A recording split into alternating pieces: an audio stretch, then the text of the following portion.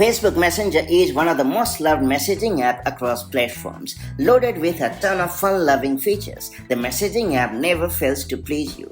If you use this messaging app to access and read your favorite articles, there is a decent chance that you would be glad to know that Facebook Messenger offers a feature called Safe Website Browsing. It is designed to let you browse the web with enhanced safety. That said, let's learn how to enable and use safe website browsing in Facebook Messenger.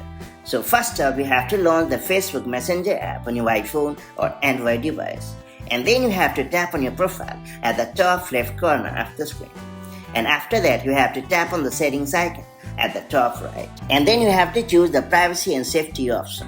And then you have to select the safe website browsing option. And then you have to ensure that the toggle for safe website browsing is enabled. And you are all set. Going forward, Facebook Messenger will send you a warning when potentially unsafe or shady websites may try to steal your private information.